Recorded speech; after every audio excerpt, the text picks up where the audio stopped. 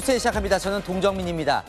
이재명 민주당 대선 후보의 공직선거법 최종심 3심 선고 날짜가 잡혔습니다. 모레 5월 1일입니다. 그러니까 대선 후보 등록 전에 이 대법원이 결론을 내리게 되는 거죠.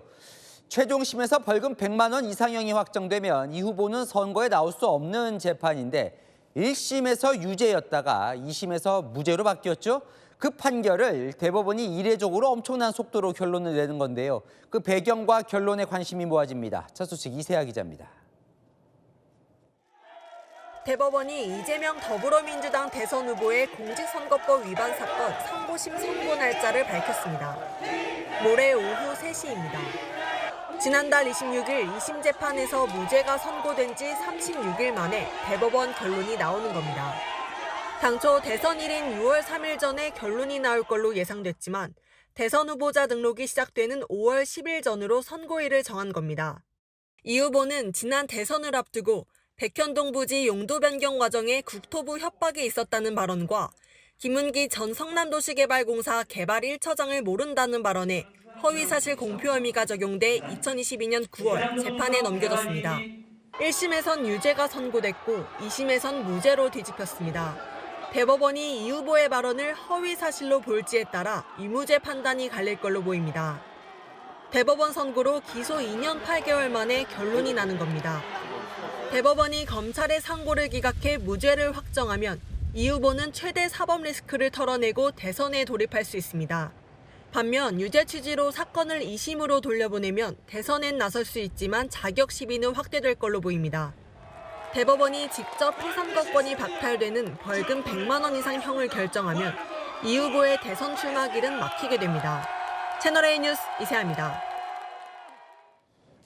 이재명 후보에 대한 대법원의 선거법 재판, 이 배당부터 선고일 지정까지 그야말로 속도전입니다.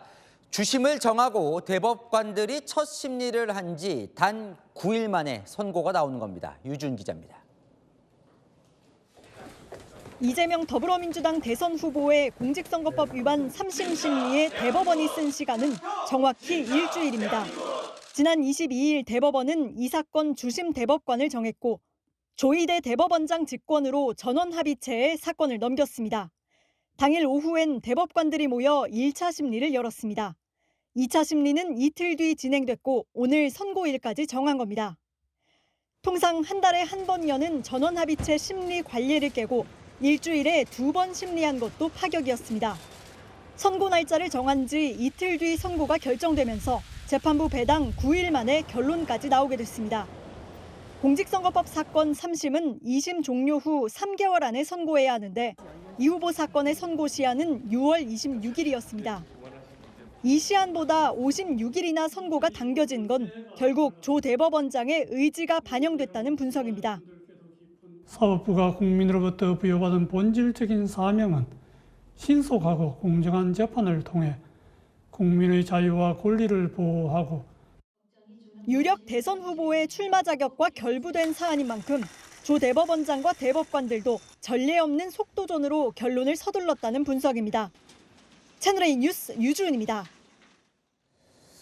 대법원의 결정은 빨랐다고 하지만 참 오래 걸려온 사건입니다. 김문기 모른다와 백현동 협박 발언, 지난 대선 경선 때부터 나온 발언이 이제야 나오는 겁니다.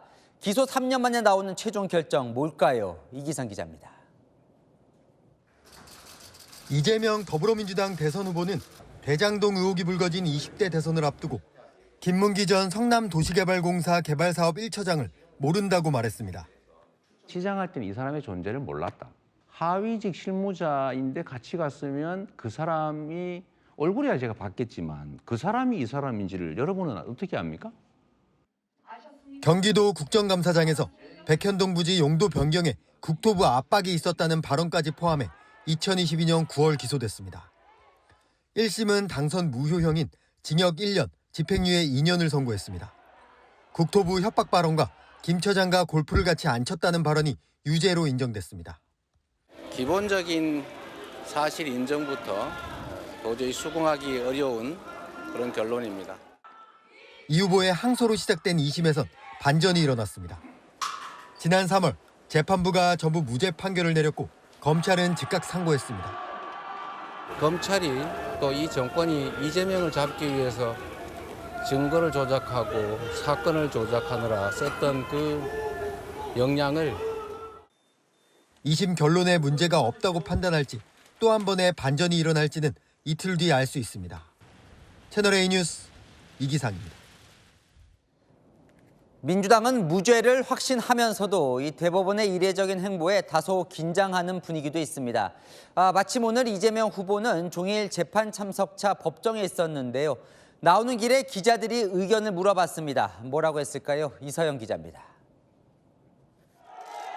후보 선출 이틀 만인 오늘 대장동 재판에 출석한 이재명 더불어민주당 대선 후보.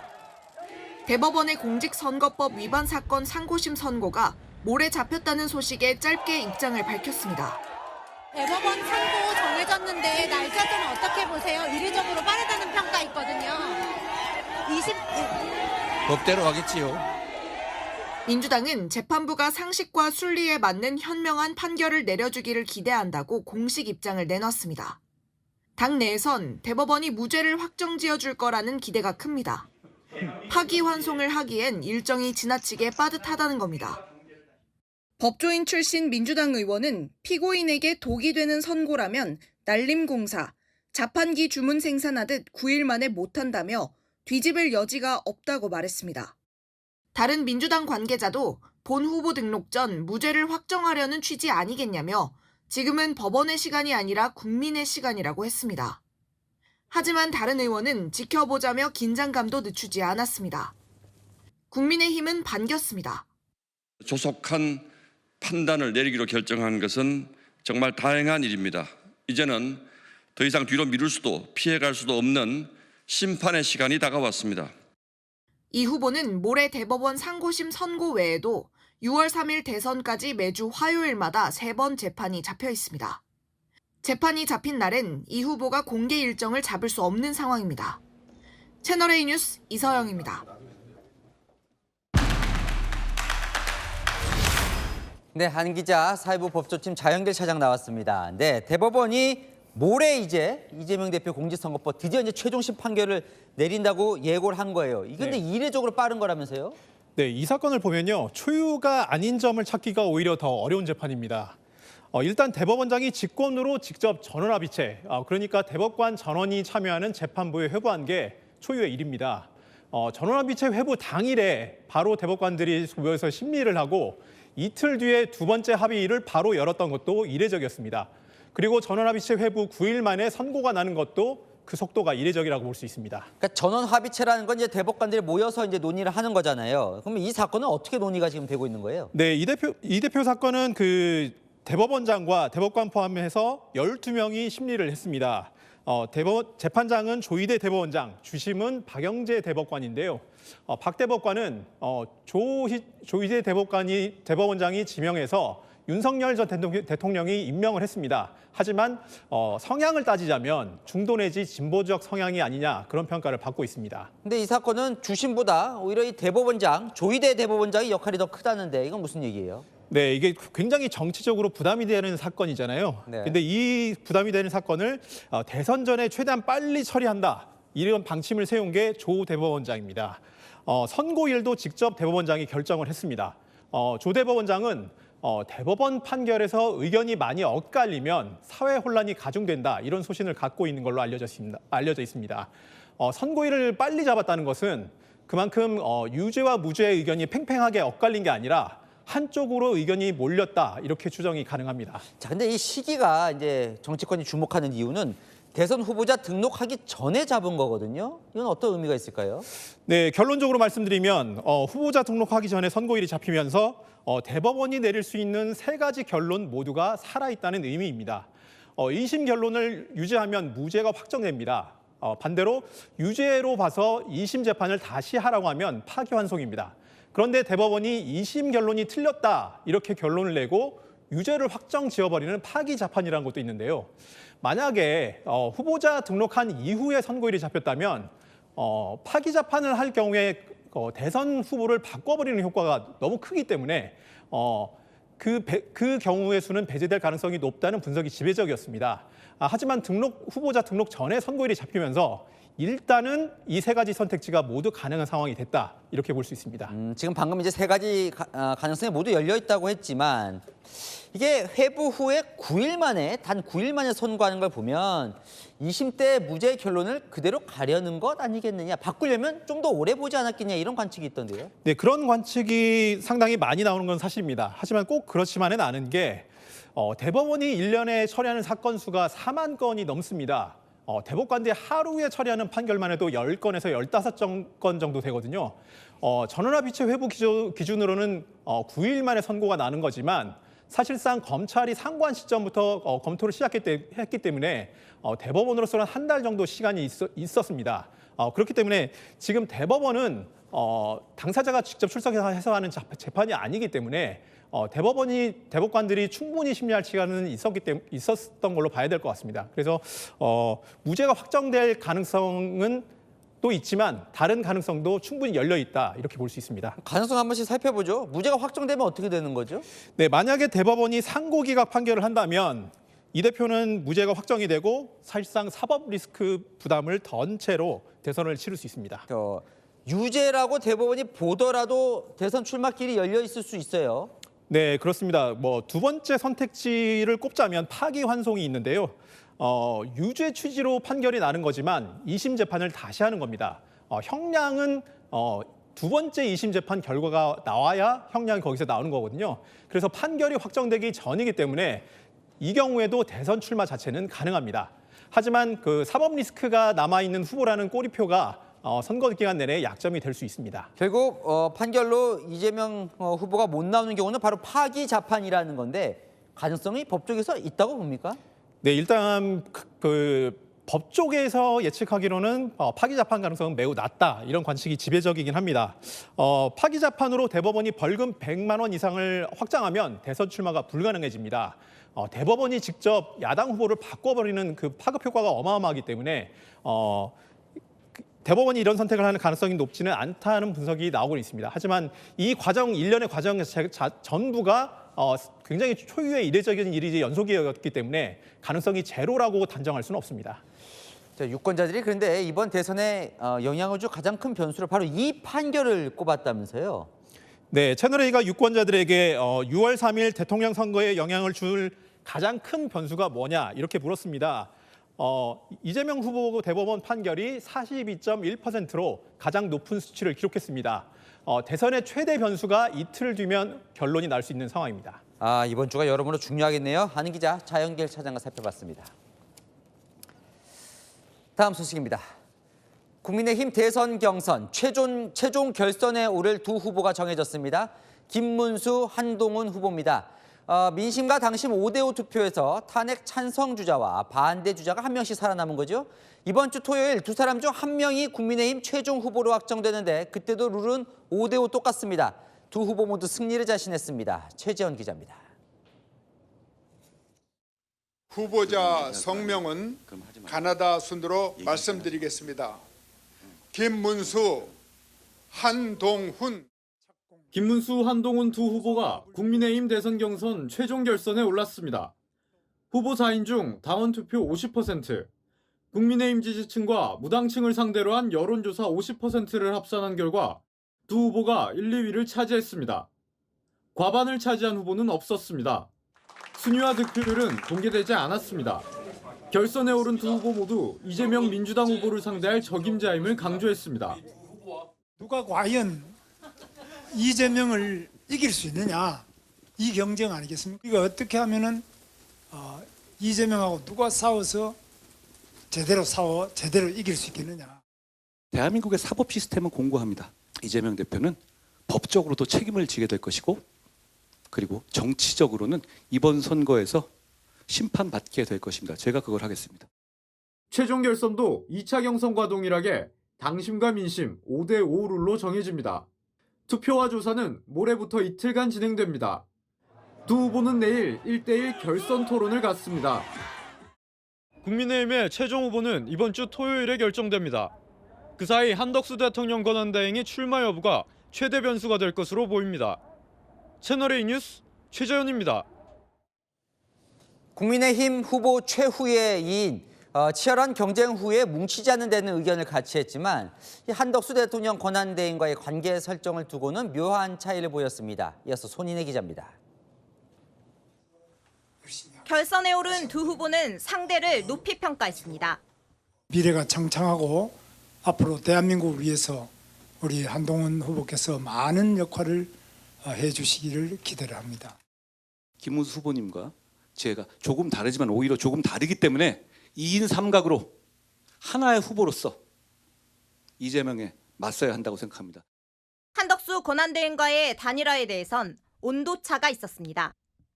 경선 과정에서 한대행과의 단일화를 강조해온 김문수 후보는 오늘은 구체적인 단일화 방식도 언급했습니다.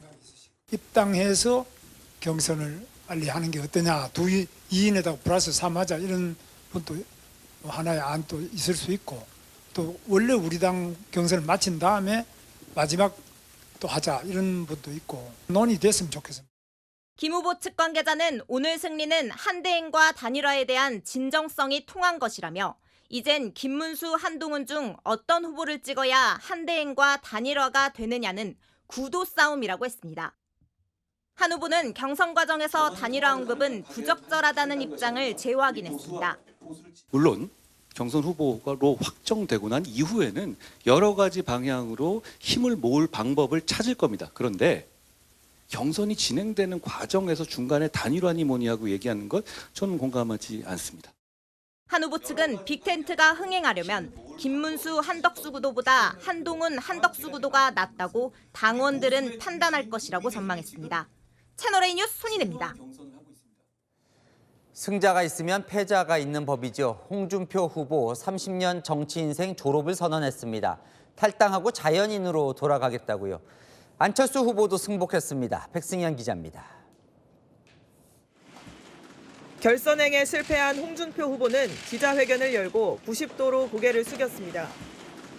오늘의 결과를 정치 인생 졸업에 비유하며 정계 은퇴를 공식화했습니다. 오늘 조기 졸업했습니다. 이번 대선에서 제 역할은 여기까지입니다. 지난 30년 동안 저를 돌봐주신 국민 여러분, 그리고 당원 동지 여러분, 정말 고맙고 감사합니다. SNS에도 더 이상 당에서 내 역할이 없고 정계에 머물 명분도 없어졌다며 탈당 의사를 밝혔습니다. 김문수 후보는 SNS에 아직은 마지막 싸움이 남아있다며 은퇴 선언 철회를 요구했습니다. 한동훈 후보도 홍 후보에게 손을 내밀었습니다. 제가 몇 년만 더 먼저 뵀다면 저는 홍준표 계가 되었을 것 같습니다. 그만큼 매력 있으시고 젊은 저보다 더 패기 있으시고 배짱 있으시고 기백 있으셨습니다. 존경한다는 말씀 드립니다. 고배를 마신 안철수 후보는 정권 교체를 막는 데 힘을 바치겠다고 했습니다. 오늘 저는 국민과 당원의 선택을 겸허하게 받아들입니다. 누가 최종 후보가 되든 이재명 맞고 정권 교체 이루는데 제 힘 바치겠습니다. 안 후보는 SNS에 국민 통합과 미래를 향한 소명은 결코 멈추지 않겠다는 각오도 밝혔습니다. 채널A 뉴스 백승현입니다. 출마 결심을 굳힌 한덕수 대통령 권한대행은 사실상 마지막 국무회의를 주재하며 야당이 주도해 처리한 헌법재판소법 개정안에 대해 거부권을 행사했습니다. 직접적인 출마 언급은 없었지만 정치와 행정이 힘을 모으면 한국은 도약할 수 있다고 했습니다. 이다혜 기자입니다.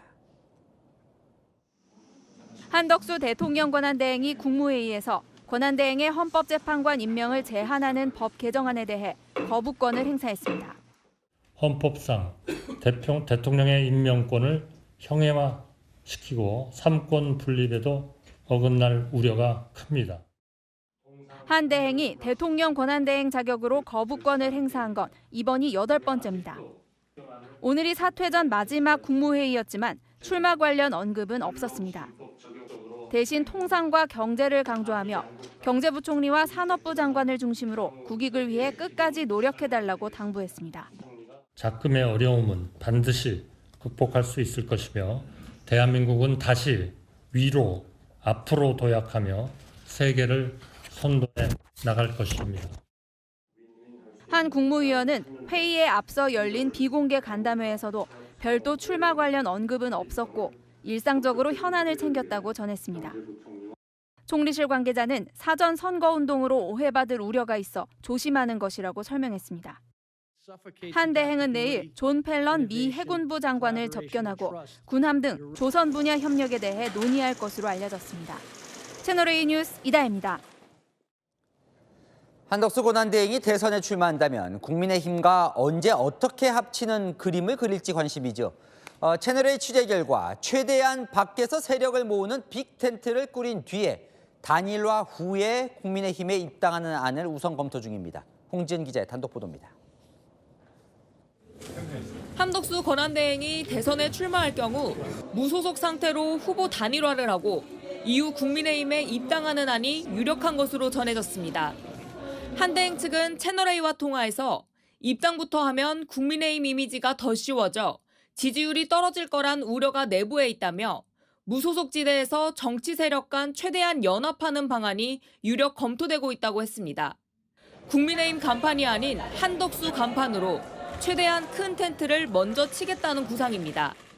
또 다른 관계자도 최대한 몸집을 키운 뒤 국민의힘에 들어가야 한다고 말했습니다. 국민의힘 지도부도 한덕수 대행과의 단일화를 공식 언급했습니다. 더 큰 집을 짓기 위해서는 단일화 경선을 할 예정으로 있는 것으로 알고 있고 선거 승리의 밑거름이 될 것이다. 민주당은 한대행 총공세에 나섰습니다. 맷집에 자신 있습니까? 한 대 맞고 넉다운 되지 않길 바랍니다. 마음이 콩밭에 가 있는 사람에게 국정과 대선 관리를 맡기느니 선수로 뛰다가 퇴장당하도록 하는 게. 한덕수 대행 측은 국민의힘과 단일화해서 시너지를 내려면 그전에 최대한 다른 색깔의 인사들을 빅텐트로 영입하는 게 우선이라고 보고 있습니다. 채널A 뉴스 홍지은입니다. 대선 출마를 공식화한 이낙연 새미래민주당 상임고문과 한덕수 권한대행의 연대 가능성에 관심이 쏠리고 있죠.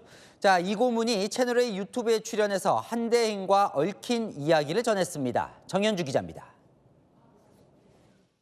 이낙연 새미래민주당 상임고문은 한덕수 대통령 권한대행에 대한 민주당의 공세가 과하다고 지적했습니다. 좀 지나친 면이 있다. 바닷물은 짜지만 물고기가 짠 건 아니잖아요. 민주당이 한대행에 덧씌우고 있는 내란 공범 프레임을 지적한 것으로 보입니다. 이 고문은 지난 대선 경선 때 한대행과의 인연도 소개했습니다. 제가 대선을 위한 당내 후보 경선을 막 시작할 무렵에 저를 도우시려고 했었어요. 당신의 경험, 외교는 이렇게, 대외 정책은 이렇게 하는 게 좋겠다라든가 그런 페이퍼를 몇 번 주셨어요. 한대행 출마 시 연대 가능성을 열어두면서도 개헌과 사회통합 공감대라는 전제를 달았습니다.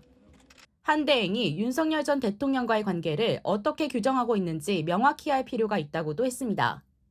4년 전에 저에게 페이퍼를 주셨던 것처럼 저도 이렇게 하시는 게 어떻겠습니까 하고 제 의견을 말씀드릴 수도 있겠죠.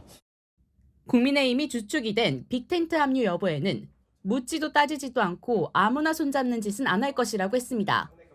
채널A 뉴스 정현주입니다.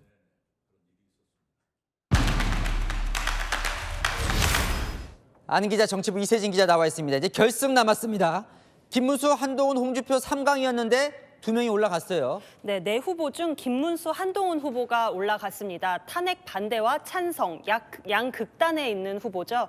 대척점에선 두 사람을 골랐다는 건 그만큼 전략적 이유가 있었다고 볼 수 있는 겁니다. 이게 관심이 갔던 게 처음으로 당심이 반영된 결과였어요. 자, 민심만 봤을 때와 뭐가 달랐습니까? 왜냐하면 2명 중 1명 뽑는 것도 이 룰 그대로 가거든요. 네, 당원 투표 50%가 처음 반영이 됐거든요. 저희가 취재해보니 지지층과 무당층 대상으로 했던 여론조사 100%였던 지난 1차 경선 때와 유사한 결과가 나왔다고 합니다. 당심 투표든 지지층 여론이든 본선에서 이재명 후보를 상대로 이길 만한 전략적 판단들이 내놓은 결과란 해석에 힘을 보태는 부분이죠. 본선에서 이길 후보다 자, 김문수 후보가 일단 올라간 건 어떤 전략이 그럼 숨겨진 겁니까? 네, 김문수 후보가 선거 전략 경선 기간 내내 김덕수였습니다.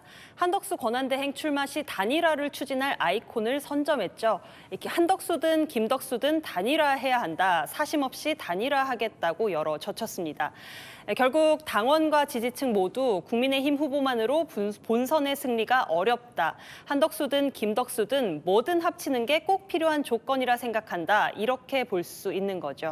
그럼 한동훈 후보를 택한 건 어떤 전략적인 선택이 있는 겁니까? 마찬가지입니다. 한동훈 후보는 그래서 이재명하고 싸워서 이길 사람 필요한 것 아닌가. 그러면 계엄정당 이미지 넘어설 사람이 나서야 하는 것 아니냐. 경선 기간 동안 이 두 가지를 되물었습니다.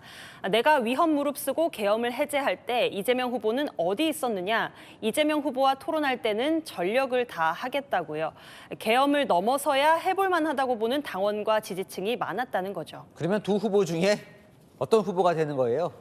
네, 결선 투표는요, 더 뚜렷하게 이재명 후보를 이기려면 누가 나은지만 보고 전략적 투표를 할 걸로 보입니다. 가장 큰 변수는 결선전 한대행 대선 출마 가능성이 높다라는 거죠. 여론조사를 보면 국민의힘 지지층 81%도 한대행과 단일화에 동의하고 있습니다. 한덕수 대행과 힘을 합치자는 쪽이 유리한 구도일 수 있다라는 거죠. 그렇다면 김문수 후보가 조금 더 유리한 거 아니에요? 네, 거꾸로 생각하면요. 한동훈 후보 단일화만 열어둔다면요. 본선에선 계엄을 넘는 경쟁력을 더 강조할 수 있겠죠. 내부적으로는 결선에서 한대행과의 단일화에 대해서 열린 모습을 보이는 안도 고려 중이라고 합니다. 단일화를 해도 한덕수, 한동훈에 더 시너지가 나지 않겠냐고요. 한덕수 대행은 출마가 임박해 보이는데 뭘 좀 고민하고 있나요? 예, 한대행 입장에서도 결국 가장 중요한 건 본선 경쟁력입니다. 그러려면 등판 시 파괴력을 보여줘야 하죠. 그 파괴력은 본선에서 이길 수 있을 만큼 큰 빅텐트를 칠 수 있느냐 여기에 달려 있다고 보는 것 같습니다. 여론조사에서 한대행은 압도적인 지지도로 국민의힘 후보들과는 상당한 차이를 보이고 있는데요. 한대행 입장에서 국민의힘 입당은 우선순위가 아닌 겁니다. 네, 아는 기자 이세진 기자와 살펴봤습니다. 트럼프 미국 대통령이 취임 100일을 맞았습니다. 취임 직후 시작한 관세 전쟁은 여전히 혼선을 거듭하며 거센 비판을 받고 있는데요. 이번엔 자동차 관세와 관련한 완화책을 내놓을 거란 관측입니다. 결국 미국 자동차 산업이 받은 충격에 후퇴했다는 지적이 나옵니다. 문예빈 기자입니다. We're not going to be ripped off like we have been for the last literally 50 years. 대미 무역의 불균형을 바로잡겠다며 상호 관세와 품목별 관세를 잇따라 부과한 도널드 트럼프 미국 대통령. 또다시 관세 정책을 수정할 것으로 보입니다. 월스트리트 저널은 백악관 소식통을 인용해 수입 완성차 관세 25%를 낸 기업은 철강 및 알루미늄 관세를 면제해줄 계획이라고 보도했습니다. 자동차 관세는 품목별 관세의 대표격으로 이달 3일부터 시행 중이었는데 이중 관세 우려가 있다며 이미 철강 및 알루미늄 관세를 낸 기업은 환급을 받을 수 있도록 한다는 겁니다. 또 다음 달 3일부터 시행되는 외국산 자동차 부품 관세에도 일부 환급을 실시하기로 했다고 보도했습니다. 하워드 러트닉 미국 상무부 장관도 이번 조치가 미국 내 투자 제조를 확대하려는 업체에 발판을 놓아주는 것이라며 관세 완화를 인정하는 성명을 냈습니다. 하지만 해외에 공장이 있는 포드와 제너럴 모터스 등 자국 기업들이 피해를 보고 비판이 거세지자 일부 후퇴했다는 평가가 나옵니다. 무엇보다 취임 100일까지 오락가락하며 혼선을 주고 있다는 비판이 제기되고 있습니다. 월스트리트 저널은 트럼프의 잦은 정책 수정이 미국 소비자들에게 경제를 비관적으로 보게 만든다고 비판했습니다. 트럼프는 현지 시각 오늘 자동차 산업의 중심지인 미시간주를 찾아 이번 정책을 구체적으로 설명할 것으로 보입니다. 채널A 뉴스 문예빈입니다. 역대 미국 대통령 취임 100일 지지율 가운데 가장 낮은 성적표를 받아든 트럼프 대통령.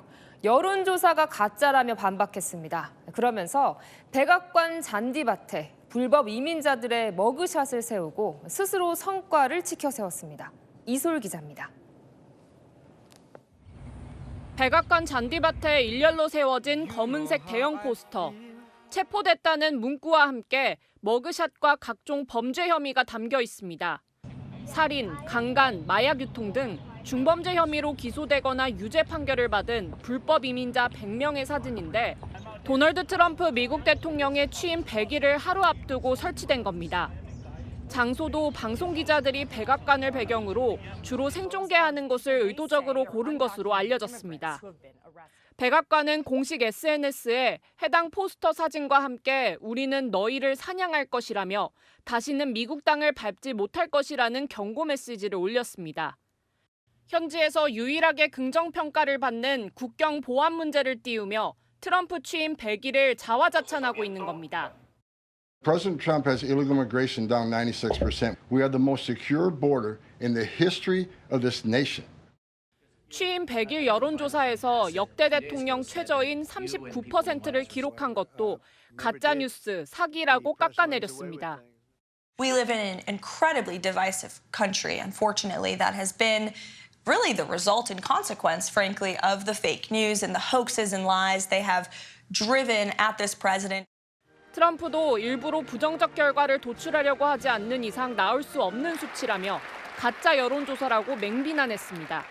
채널A 뉴스 이소리입니다. 현재선 트럼프가 중국산 제품에 매긴 관세 폭탄 여파가 나타나기 시작했습니다.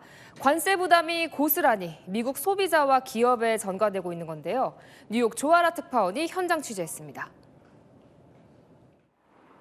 미국의 대표 중국인 밀집 지역인 뉴욕 맨해튼 차이나타운. 냄비, 접시 등 중국산 제품을 싸게 살 수 있어 미국인들도 즐겨 찾는 곳입니다. 그런데 도널드 트럼프 미국 대통령의 145% 대중 관세 폭격에 직격탄을 맞았습니다. 관세로 인한 가격 인상이 현실화되면서 이 프라이팬은 $20에서 10% 오른 $22, 우리 돈 3만 원에 팔리고 있습니다. 중국식 프라이팬 웍은 30% 가까이 올랐습니다. 상점 주인은 1년도 버티기 힘들 것이라 토로했습니다. The agent gave me the price crazy very high. I still need to order from them. We know that how maybe a year should be go back in normal. But right now, I don't know. 뉴요커들도 불만을 드러냈습니다. I like to get food out here. The restaurants have like a lot of like cheap meals. The prices have gone up a bit. I just have to keep it pushing because there's not much I can do about it right now. 중국 대형 온라인 유통업체 쉬인도 최근 미국 내 자사 제품 가격을 올렸는데 상위 100대 제품 평균 가격이 51%나 인상됐습니다. 주방 행주 가격은 하루 만에 377% 폭등했습니다. 현지에서는 트럼프발 대중관세 인상 후폭풍을 상인과 소비자가 고스란히 떠안게 됐다는 비판이 제기됩니다. 엎친 데 덮친 격으로 물량 부족 사태도 우려됩니다.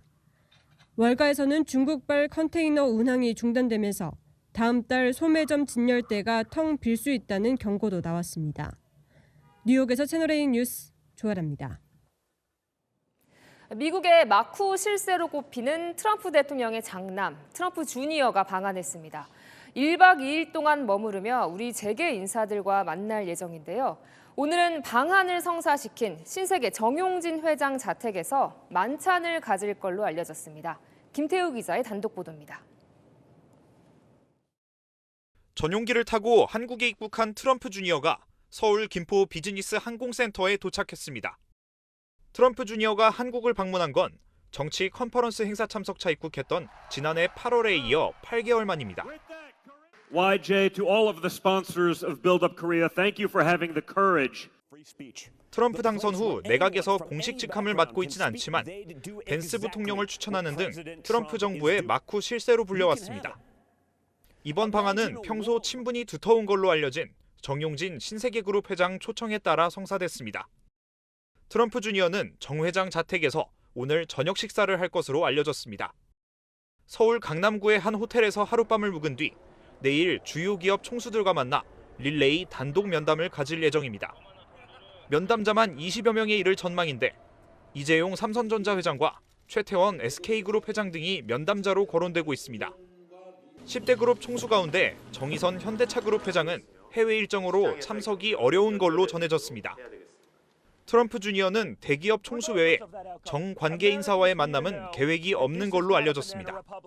트럼프 주니어가 묵는 호텔 앞에선 시민단체의 환영 집회가 열렸고 경찰 기동대 600여 명도 함께 배치됐습니다. 채널A 뉴스 김태우입니다. SK텔레콤의 유심 해킹 사태로 인한 혼란이 이어지고 있습니다. 혹시 모를 피해를 막기 위해 은행들도 이중 보안 장치를 도입하는 등 대응에 나섰습니다. 배정현 기자입니다. SK텔레콤의 유심 교체 오픈런은 이튿날인 오늘도 이어졌습니다. 어제보다도 적은 재고에 고객들은 허탕을 치고 돌아섭니다. 오늘 아침 7시 반에 왔어. 새벽에. 요 유심을 교체를 못했어요. 지금 와서 하나도 없다는 거예요. 장기화되는 유출 사태 후폭풍에 시중 은행들도 대응에 나섰습니다. 혹여나 금융 거래 내용이 해킹될 수 있다는 불안감에 따른 겁니다. 웬만한 거는 뭐 인터넷으로 송금을 많이 하니까 앱으로 타인이 이제 또 제 명의를 도용해서 할 수 있어서 그 점이 되게 많이 불안한 것 같아요. 괜히 한번 들어가서 통장 한번 점검하게 되고 그렇습니다. KB국민은행 모바일 앱 내에 인증서를 발급하는 부분입니다. 보시면 이번 SKT 사태 이후 새롭게 추가된 화면인데요. 안면 인식을 통해 실제 고객 여부를 확인한다는 겁니다. 어제부터 SKT 이용 고객에 한해서만 추가된 절차입니다. 신한은행은 다른 기기로 사용했던 ARS 전화 인증을 안면 확인으로 변경했습니다. 농협은행 등은 이상거래 탐지 시스템을 통한 모니터링을 강화했습니다. 시중은행 관계자들은 유출된 정보만으로 금융거래는 불가능하다면서도 혹시 모를 피해를 예방하기 위한 조치라고 설명했습니다. 금융당국은 내일 해킹 사태 관련 금융사고 예방을 위한 비상대응회의를 엽니다. 또 국회 과방위는 청문회를 열어 사고 원인과 내용을 집중 추궁할 예정입니다. 채널A 뉴스 배정현입니다. 어제 대구에서 발생한 대형 산불이 23시간 만에 꺼졌습니다. 불이 강풍을 타고 민가까지 번져 노심초사했는데 수리온 헬기가 야간에 투입되면서 불길을 잡을 수 있었습니다. 배유미 기자가 취재했습니다. 빨간 등을 켠 헬기가 밤하늘을 가르며 함지산에 물을 쏟아붓습니다. 야간 진화에 나선 국산 헬기 수리온입니다.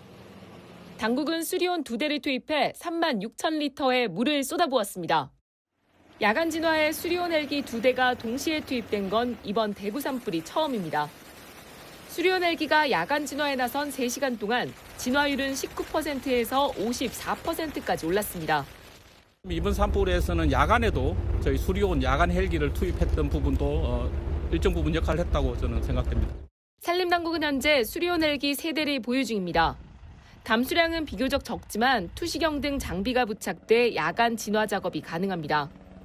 여기에 밤이 되면서 바람이 약해졌고 일대에 송전탑 같은 장애물이 없다 보니 운행이 쉬웠다는 점도 작용했습니다. 해가 뜨자 산림당국은 진화 헬기 53대를 투입해 진화 속도를 높였고 오후 1시 큰 불길을 잡았습니다. 불이 난 지 23시간 만입니다. 260헥타르 산림이 불에 탄 것으로 집계됐지만 인명이나 시설 피해는 없는 걸로 파악됐습니다.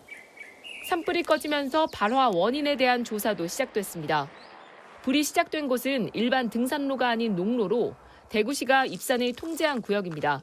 멧돼지가 또 자주 출몰을 하고 하니까 겁이 나서 잘 안 다니는 데인데 위에서 그러니까 시커먼 연기가 갑자기 확 올라오더라고.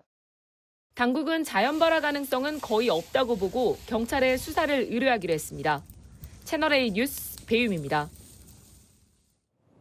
날씨가 풀리면서 자전거 라이딩 즐기는 분들 많아졌습니다.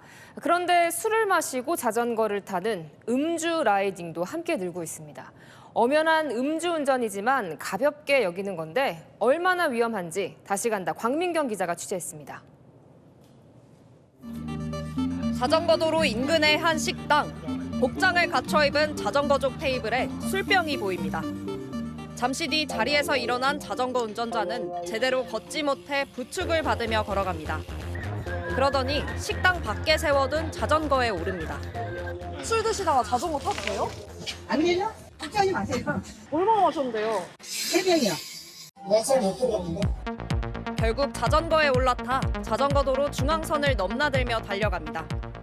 앞에서 비틀비틀하면 저게 술을 마시고 운전하는 게 혹시 아닐까라는 걱정이 들어서 좀 피해 가려고 노력합니다.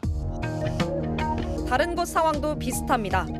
취재진이 들어가는 식당마다 술 마시는 자전거족이 포착됩니다. 조금 먹었으니까 괜찮네. 계산 자전거 잘못 뛰었어요. 술 먹으면 안 되는데 내가 이제 이거 다 막걸리야. 제가 자전거를 타고 한강공원을 둘러보고 있는데요. 곳곳에 술을 파는 편의점들이 있고요. 자전거를 한쪽에 세워두고 술을 마시는 라이더들도 있습니다.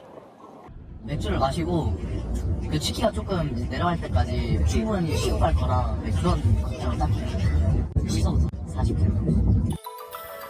2018년 9월 도로교통법이 개정돼 자전거도 음주운전이 금지됐지만 현장에선 법도 무용지물입니다. 범칙금이 3만 원에 불과해 가볍게 생각하는 경우가 많습니다. 가다 보면 의심가는 자전거들 찍어서 신고를 하려고 해도 번호판 아무것도 없으니까 할 수가 없죠. 자동차는 100% 음주 단속 매일마다 하는데 자전거는 단속할 이런 사례는 없어요. 예방 차원에서 홍보 이런 걸 많이 좋죠. 경찰 예산과 인력 부족 탓에 자주 단속에 나설 수 없는 상황. 음주 라이딩 안전사고 우려는 더 커지고 있습니다. 다시 간다 박민경입니다. 러시아와 북한이 파병 사실을 공식 인정한 뒤 양국 간 군사 협력을 노골적으로 드러내고 있습니다. 러시아가 북한군 훈련 영상을 처음으로 공개했습니다. 박선영 기자입니다. 소총을 든 군인들이 일제히 달리고 군가를 부르며 행진도 합니다. 훈련장에서 사격을 하고 대전차 로켓도 발사합니다. 북한말로 소통하는 이들 헬멧에는 러시아군의 승리를 상징하는 리본이 붙어 있습니다. 앞에다가 계속 현지 시각 어제와 오늘 러시아 관영 매체가 잇따라 공개한 북한군 현지 훈련 영상입니다. 북한군 파병 이후 러시아가 이들의 훈련 영상을 공개한 것은 이번이 처음입니다. 북한도 오늘 인민들이 보는 노동신문 1, 2면에 북한군 파병 사실과 함께 북한군 대표단 방러 소식까지 대대적으로 알렸습니다. 더 이상 북한군 파병 사실을 숨기지 않는 겁니다. 김정은 국무위원장 동지와 전체 지도부, 인민에게 진심으로 되는 사의를 표한다.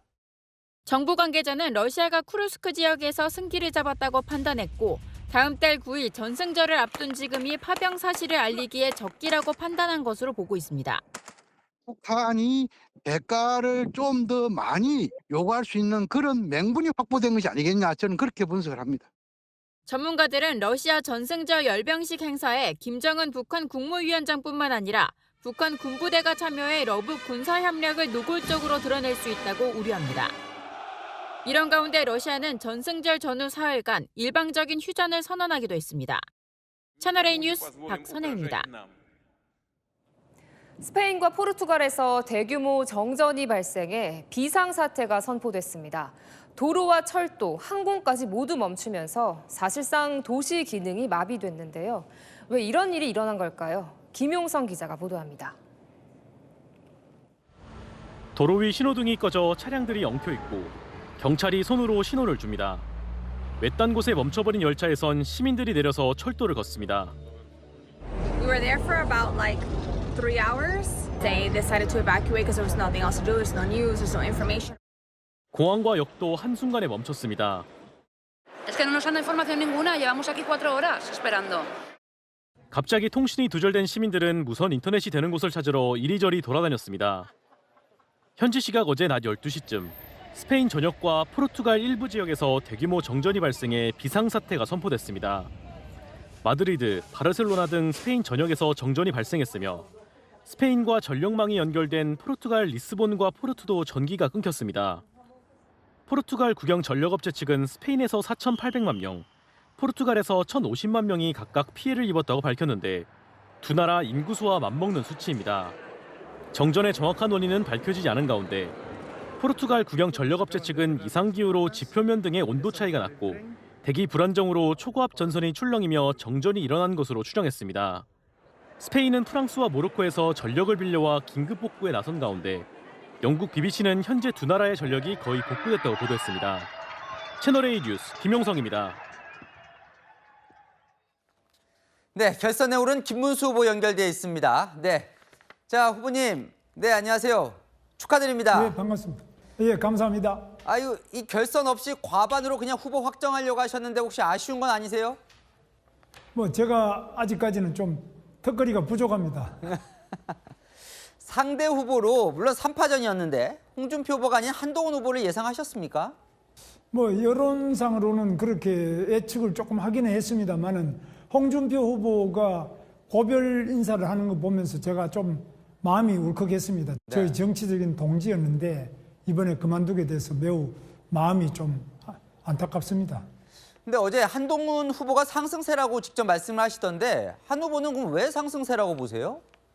탄핵에 대한 입장이나 그동안에 당의 여러 가지 문제점에 대해서 지적한 것들 이런 것들이 조금씩 희석이 되면서 상승이 되는지 뭐 그렇게 판단이 됩니다. 그럼에도 한동훈이 아닌 김문수가 국민의힘 후보로 적격이다. 어떤 점을 말씀하시겠습니까? 이재명과 가장 확실하게 맞설 수 있는 후보, 이재명을 이길 수 있는 후보, 그리고 대한민국의 위기를 극복할 후보, 또 국민을 어려움에서부터 구해내고 행복으로 이끌 후보, 국민 대통합을 이끌 후보, 이 김문수라고 생각합니다. 혹시 한동훈은 못하지만 김문수는 할 수 있는 게 한 가지만 뭐 꼽으신다면요? 한동훈 후보와는 달리 저는 현장에 많은 도시도 건설해보고 GTX도 하고 또 삼성 평택 고덕단지 세계 최대의 반도체 단지도 유치하고 건설해보고 일자리도 대한민국에서 가장 많이 만들어보고 모든 면에서 제가 할 수 있는 것이 많다고 생각합니다. 한덕수 대행이 언론 보도대로 이번 주에 출마 선언을 한다면 주말에 있는 국민의힘 경선에도 영향을 미치지 않겠습니까? 많이 미쳐서 지금까지도 많이 미쳐왔습니다. 특히 한덕수 권한대행께서 출마한다 이러니까 저하고 여러 부분에서 지지가 겹치는 부분이 많습니다. 그래서 어려움이 있었는데 직접 출마하신다면 또 우리 경선이 끝난 다음에 대결을 해야 될 것 같습니다. 혹시 한덕수 대행과 만나겠다고 하셨는데 아직 뭐 접촉하거나 소통하신 건 아닙니까? 지금까지는 전혀 만난 적이 없고요. 예. 아마 출마를 결심하시고 후보 등록을 하면은 제가 빠른 시간 내에 만나 뵙도록 하겠습니다. 만나면 좀 무슨 말씀을 하시려고 하세요? 처음 만나시면 어떤 말씀을 하려고 하세요? 뭉치면 살고 흩어지면 죽는다라고 하겠습니다. 빅텐트 하려면 단일화를 해야 하는데 직접 말씀을 하셨습니다. 노무현, 정몽준 단일화 방식을 언급했어요. 그러니까 원샷으로 여론조사를 한 다음에 그냥 단일화를 끝내는 그런 방식을 지금 일단 유력하게 생각을 하시는 건가요? 우리가 한번 해본 단일화 방식이고 예. 그 방식을 통해서 노무현 후보가 시너지를 얻어서 그때 점프해서 이해창 후보를 꺾은 경험이 있습니다. 그래서 여러 가지 생각할 수 있지만 그것도 하나의 방법이라고 생각합니다. 김정은 빼고 다 단일화해야 한다고 하셨던데 그러면 최종 후보가 되시면 네. 이낙연 전 총리, 이준석 후보 다 만나셔서 또 이 단일화 논의를 하시겠습니까? 그렇습니다. 이낙연 후보도 뭐 그렇고 모든 후보가 반 이재명 빅텐트가 필요한 때라고 생각합니다. 근데 김 후보님께서 이런 말씀하셨던데 이재명 민주당 후보의 집권을 막을 수 있다면 후보님이 대선 후보가 되지 않아도 괜찮다. 진심이십니까? 뭐 그런 길이 있다면 저는 무엇이라도 자기 헌신을 통해서라도 반드시 이재명의 집권은 막겠습니다. 일각에서는 국민의힘 경선이 나름 치열한데 아직까지도 이재명 후보와의 대결에서 여전히 차이가 잘 좁혀지지 않는다라는 지적도 있는데 왜 그렇다고 보세요? 사자에서 양자로 좁혀졌기 때문에 한 단계 점프가 있을 것으로 기대합니다. 이제 최종 후보까지 이제 결정한 지 4일밖에 남지 않았습니다. 마지막 한 방, 마지막으로 한번 설명을 해주시지요. 예, 지금 대한민국을 구할 사람, 이재명을 이길 사람, 우리 국민을 보다 더 행복한 곳으로 인도해 나갈 수 있는 국민의 모습, 이 김문수 반드시 꼭 필승하도록 하겠습니다. 네, 오늘 말씀 감사합니다. 지금까지 김문수 후보와 이야기 나눠봤습니다. 고맙습니다. 네, 네, 민주당 이재명 대선 후보의 선거대책위원회가 내일 출범합니다. 강금실 전 법무부 장관, 김부겸 전 총리, 박용진 전 의원 등 비명계 인사들도 대거 포함됩니다. 구자준 기자입니다. 노무현 정부 초대 법무부 장관에 임명되며 검찰개혁의 상징으로 평가됐던 강금실 전 장관. 기수도 어린 여성인 그리고 검사가 아닌 사람이 왔을 때 거부감은 있을 수 있습니다. 강 전 장관이 민주당 이재명 후보 캠프의 총괄 선대위원장을 맡습니다. 지난 대선에선 이 후보 경선 캠프 후원회장을 맡았던 인연이 있습니다. 강 전 장관은 채널A에 내란 종식이 안 되고 있는 상황에 뭐라도 해야 한다고 생각했다고 밝혔습니다. 비명계로 분류되는 김부겸 전 총리와 박용진 전 의원도 선거대책위원회에 합류합니다. 이재명의 왼쪽, 민주당 내 진보 이거를 좀 맡아주라 이런 요청이 그때 있었거든요. 그러면 저는 이제 레프트윙 역할 더 탄탄하게 하는 게 맞지 않나? 보수 책사인 윤여준 전 장관도 공동 상임 선대위원장으로 내정된 상황. 진영을 아우르는 메머드급 선대위로 외연 확장을 하겠다는 전략으로 풀이됩니다. 통합과 헌정 질서를 회복하는 데 집중을 하기 위해서 이 두 가지 메시지를 가지고 선대위를 구성을 하고 있습니다. 보수의 영역에서도 충분히 저희하고 함께 할 수 있는 것이고.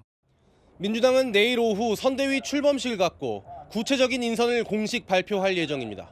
채널A 뉴스 구자준입니다. 그동안 창원에서 수사와 재판을 받아왔던 명태균 씨가 오늘은 서울중앙지검에 출석해 조사를 받았습니다. 명 씨는 오세훈 서울시장을 잡으러 서울까지 왔다고 했는데 오 시장 측은 범죄자가 큰 소리치는 사회가 안타깝다며 엄정한 수사를 촉구했습니다. 김지윤 기자입니다. 검찰 청사로 들어서는 명태균 씨. 지난 9일 보석된 명 씨가 서울중앙지검에 조사를 받으러 온 겁니다. 명 씨는 첫 마디부터 오세훈 서울시장을 겨눴습니다. 제 사랑하는 아내와 제 여식들에게 씻을 수 없는 상처를 준 오세훈이를 잡으러 창원에서 서울까지 왔습니다. 오 시장이 수사받을 사안이 한두 개가 아니라고도 했습니다. 그분이 지금 기소될 사항이 20개라고. 예, 여러분들이 보도한 내용이 10%도 안 나왔어요. 검찰은 2021년 서울시장 보궐선거 당시 오 시장 측에 여론조사비 대납 의혹 등을 물은 걸로 전해졌습니다. 김건희 여사의 김상민 전 검사 공천 시도 의혹도 수사 대상입니다. 여사가 조국 수사 때 김상민 검사가 고생을 많이 했다. 그 사람 좀 챙겨주라. 이렇게 얘기를 하거든요. 그다음에 김영선 의원한테 공기업이나 이번에 참고 장관직으로 가는 게 좋지 않겠느냐 의견 타진을 한 거죠. 명 씨는 주변 사람들을 추천했고 이루어졌으면 공천 개입이지만 안 이루어졌으면 공천 개입이 아닌 거라고 했습니다. 검찰은 김영선 전 의원도 참고인 신분으로 불러 조사했습니다. 검찰은 내일 명 씨를 한 번 더 불러 조사할 방침입니다. 명 씨 조사를 마치면 오 시장이나 김 여사에 대한 소환 조사에 나설 걸로 보입니다. 오 시장 측은 범죄자가 큰 소리치는 사회가 안타깝다며 검찰의 엄정한 수사와 처분을 촉구한다고 밝혔습니다. 채널A 뉴스 김지윤입니다. 성혜랑 기자와 열왕야랑 시작합니다. 첫 번째 주제 보겠습니다. 여기까지가 끝인가 보. 심금을 울리는데요. 누굽니까? 네, 국민의힘 최종 경선 2인에 들지 못한 홍준표 후보입니다. 이 슬픈 예감이라도 한 듯 결과 뚜껑을 열기 전부터 길었던 정치 인생을 곱씹었습니다. 졸업장을 받는 시기가 오늘이 될지 어당팔서 지금 이제 다 끝났나 보네. 여기까지가 끝인가 보. 정치 인생을 오늘로서 졸업하게 돼서 정말 고맙습니다. 저희 역할은 여기까지입니다.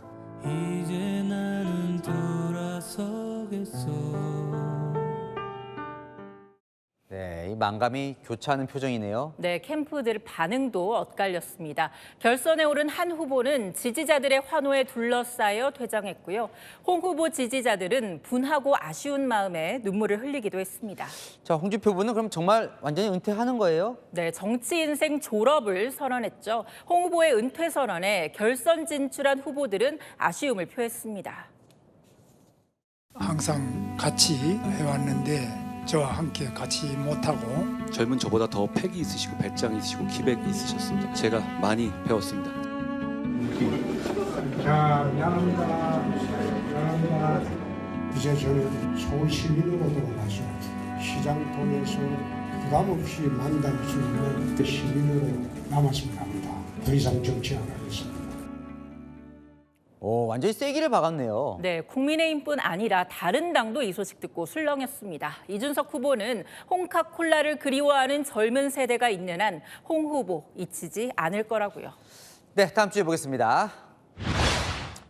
자, 지금은 맞는데 그때는 틀렸다. 그러면 이재명 후보는 맞고 문재인 전 대통령 때는 틀렸다 뭐 이런 거예요? 네, 맞습니다. 같은 참배를 두고요. 과거엔 틀렸고 지금은 옳다고 한 건데요. 정 의원, 오늘 이재명 후보가 하는 일은 모두 옳다고 했습니다. 최근 이 후보가 이승만 박정희 전 대통령 묘역에 참배한 걸 두고 일부 지지층이 반발하자 직접 진화에 나선 걸로 보이는데요. 하지만 10년 전 정 의원, 문 전 대통령의 보수 전직 대통령 참배 두고는 비판했죠. 이렇게요.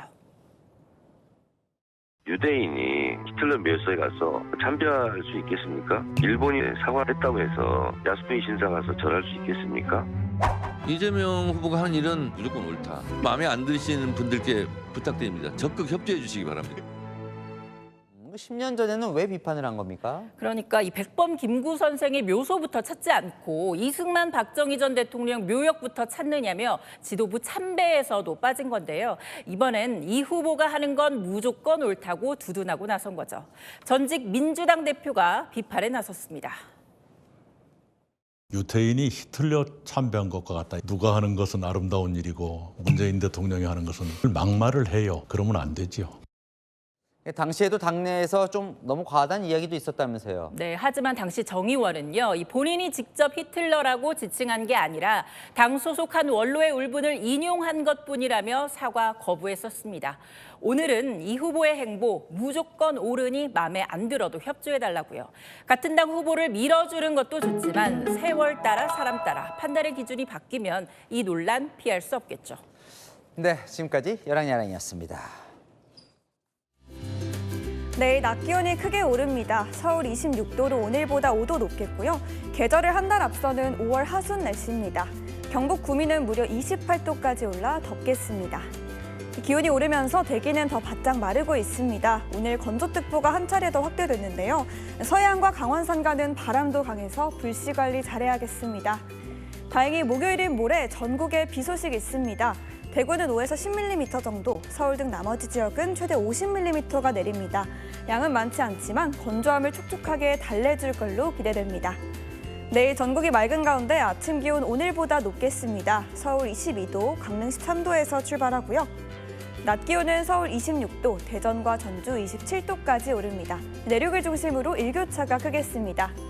모레 비 온 뒤 토요일 다시 충청 이남에 비 소식 있습니다. 연휴 계획 세우실 때 참고하셔야겠습니다. 날씨였습니다. 저는 잠시 후 9시 20분부터 시작되는 특집 토론, 대한민국 대통령을 말하다로 돌아오겠습니다. 네, 뉴스웨이 마칩니다. 시청해주셔서 감사합니다.